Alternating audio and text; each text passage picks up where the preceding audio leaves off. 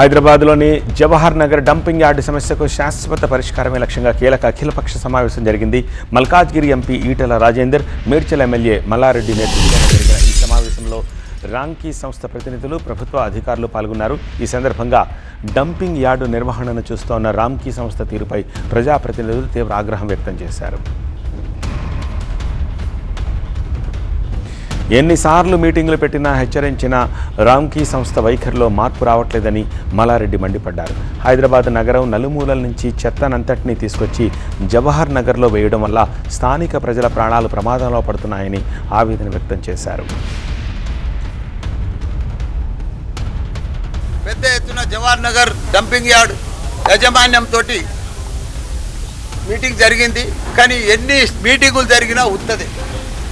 Jawahar Nagar dumping yard మోసం, దగా, ప్రజలను చంపుతున్నారు. వాళ్ళు నరరూప రాక్షసుల కంటే ఇంకెక్కువ వాళ్ళు ఈ డంపింగ్ యార్డు వాళ్ళు, రామ్కి వాళ్ళు. నేను 20 సంవత్సరాల సని చూస్తున్నా. అప్పుడంటే చిన్న చిన్న గ్రామాలు ఉండే, ప్రజలు తక్కువ ఉండే. వాళ్ళు ఒక్కరే ఏకచక్రవర్తి లెక్క మొత్తం ప్రజలను చంపుతున్నారు. కోట్ల రూపాయలు దండుకుంటున్నారు. ఉపయోగం లేదు.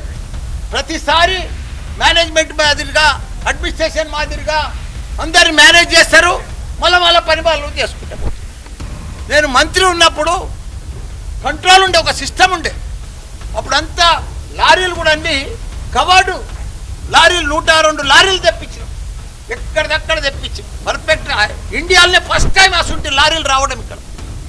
ఎక్కడెక్కడ చెత్త కూడా గాలికి పోకుండా, ఎగరకుండా కవర్ తోటి అసలు లారీలు తెప్పిస్తే ఒక్క లారీ నడిపిస్తలేదు. అవే పాత లారీలు.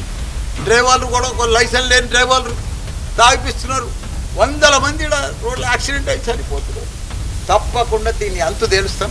దీన్ని పర్ఫెక్ట్గా సీఎం దృష్టిలో కూడా పోయింది కాబట్టి దీన్ని చేసిన చెత్త అయ్యి, కానీ దాన్ని 0% పొల్యూషన్ లేకుండా చేసి